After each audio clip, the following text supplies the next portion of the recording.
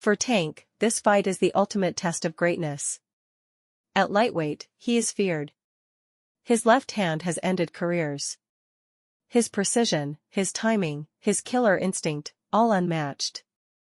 But can those tools work on a man built like a cruiserweight? Can Tank's punches dent Jake's chin when he's carrying 195 pounds of weight?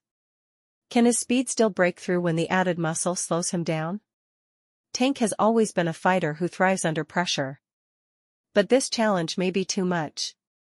And deep down, even his own fans are asking, why take this risk? The answer, perhaps, is simple: money, pride, and the chance to shock the world.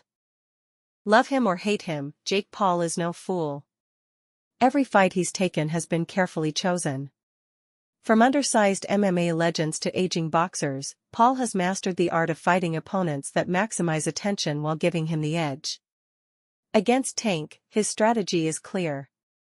Use size. Use reach. Use weight. Tie him up in clinches. Lean on him. Smother his offense. Force Tank to carry his weight round after round until fatigue sets in. Jake doesn't need to outbox Gervonta Davis, he just needs to survive early, then drag him into deep waters where physics will do the rest.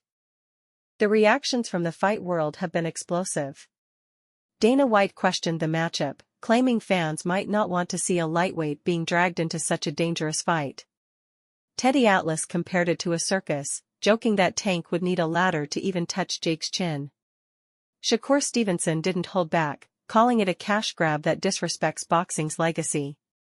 Ryan Garcia laughed at the announcement, saying this was closer to WWE than real boxing. But perhaps the harshest criticism came from Mike Perry, who claimed Tank has lost his hunger and that Jake Paul is actually showing more discipline and work ethic.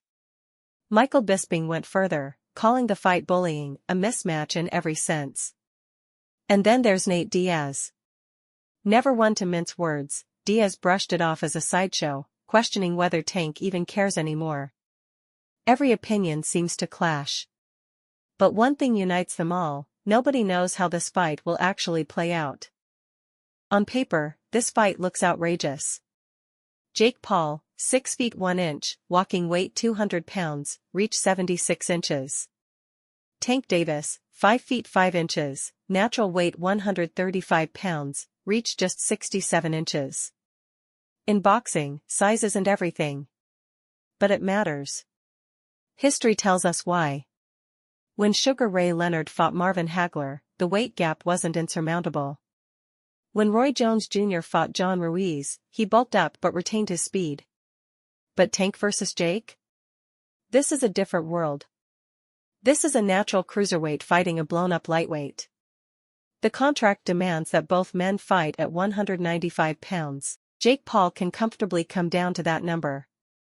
Tank, however, is forced to climb nearly 60 pounds above his natural weight. To some, this is a freak show. To others, it's the ultimate David versus Goliath battle. The footage shocked fans. Tank, once lean and shredded at 135, now looked bulked, thicker, slower. Boxing experts immediately asked the crucial question: can he carry his power up in weight? History shows that when fighters climb too many weight classes, they often lose their most dangerous weapon. Manny Pacquiao was one of the rare exceptions. But can Tank replicate that miracle against someone as naturally big as Jake Paul? To face Jake Paul, Tank Davis has gone through the biggest physical transformation of his career. Known for his compact build and lightning-fast speed, Tank's entire style relies on being the smaller, explosive fighter who can explode inside and land devastating punches.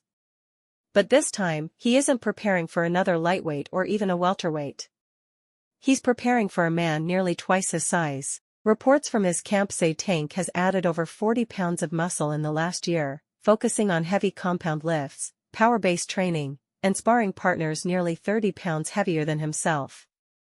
Sometimes in boxing, the impossible becomes reality. One of the most shocking announcements in recent years has sent shockwaves across the fight world. Jake Paul, once dismissed as nothing more than a YouTube entertainer, has now built himself into a polarizing but undeniable force in boxing. Across the ring, Gervonta Tank Davis, a multiple-time world champion, feared knockout artist, and one of the most talented fighters of his generation. But this isn't your typical matchup. Jake Paul towers over Tank, standing 6 feet 1 inch with a naturally bigger frame, fighting comfortably at 190 pounds. Tank, meanwhile, is only 5 feet 5 inches, a natural lightweight who dominates at 135. The difference? Nearly 80 pounds of body mass. And yet, the fight is signed. The question now isn't whether it will happen, but whether Tank can survive.